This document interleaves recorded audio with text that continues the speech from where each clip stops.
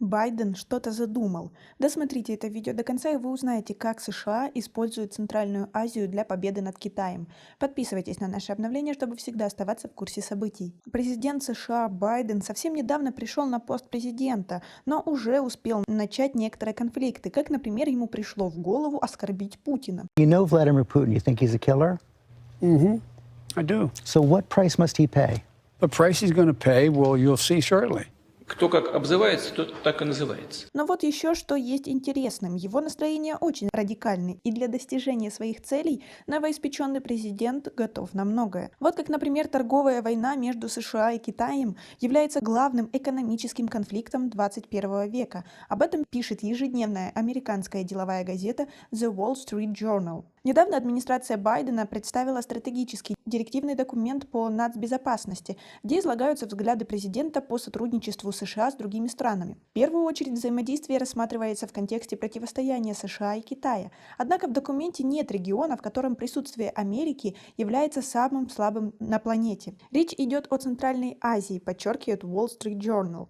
Китай строит мост в Европу и Ближний Восток, который проходит через Центральную Азию. Администрации Байдена следует учитывать этот регион при стратегическом мышлении, если она хочет возобновить отношения с миром после 4 лет политики президента Трампа. Америка прежде всего, говорится в статье. Низкий приоритет, который команда Байдена отводит Центральной Азии, связан с наследием сменявших друг друга администраций, начиная с распада Советского Союза в 1991 году.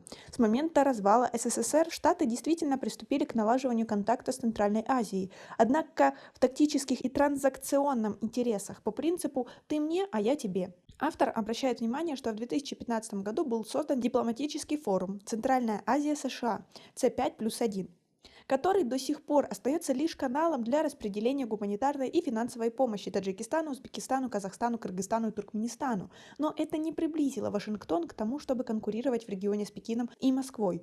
Но аналитики говорят, что, скорее всего, администрация Байдена попробует это исправить. Как вам такая ситуация, что, скорее всего, через некоторое время в Центральной Азии широко распространится влияние Америки? Свои ответы напишите нам, пожалуйста, в комментарии. Спустя 30 лет после того, как для США открылась Центральная Азия, пришло время разработать более широкую стратегию для региона, такую, которая учитывала бы быстро развивающуюся геополитику Китая и России, говорит автор. В материале указывается, что с момента развала СССР в 3 из 5 республик изменилась форма государственности. Так Кыргызстан пережил 3 революции, начиная с Тюльпановой в 2005 году. Узбекистан после прихода к власти Шавката Мирзиёева встал на впечатляющий путь реформ, открывая границы для иностранных инвестиций. Но самая большая возможность для США, по мнению аналитика, связана с Казахстаном после отставки первого президента республики Нурсултана Назарбаева в 2019 году. Казахстан может помочь Вашингтону в формировании постамериканского Афганистана, противодействии ядерным амбициям Ирана и сдерживании Турции в Транскаспийском регионе, поясняет The Wall Street Journal. Однако для таких результатов Белому дому под руководством Байдена придется уделить особое внимание Центральной Азии.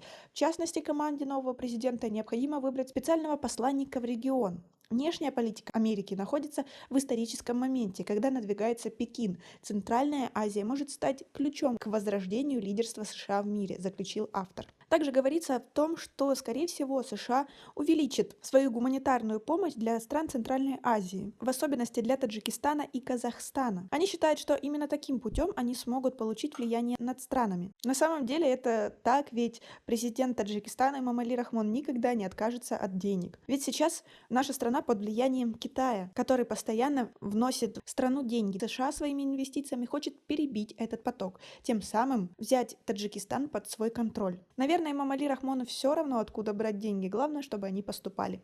А как вы относитесь к такой возможной ситуации? Свои ответы напишите нам, пожалуйста, в комментарии. Я бы сказал ему: будьте здоровы.